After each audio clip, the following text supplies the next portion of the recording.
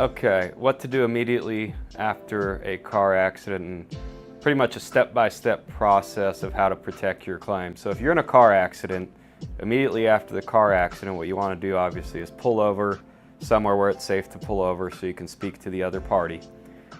You want to take photos of both vehicles, the damage to both vehicles. You also want to exchange information with the other party. That's driver's license, insurance information, and registration of the car. If the other party won't comply and does not want to exchange information, then you will probably have to get the police involved. Police will usually come out and help exchange information. The only way a police report will get generated, usually, is if a party is injured and needs to be taken by ambulance, then the police will do a full-on police report.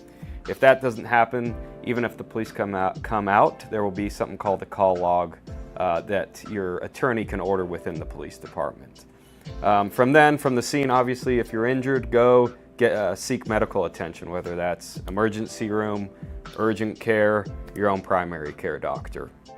And then if you need help with the insurance claims, which I would recommend, and dealing with the insurance companies, you don't want to talk to an insurance company yourself. Their job at the end of the day, in every part of the claim, whether it's your car damage or the injury portion, is to pay as little as possible.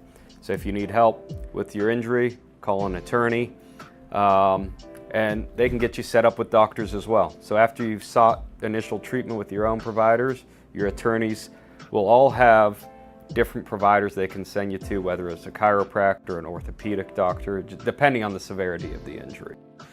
If you've been hurt or injured, feel free to call me personally at San Diego Personal Injury Attorneys so we can discuss the nature of your problem and assist you.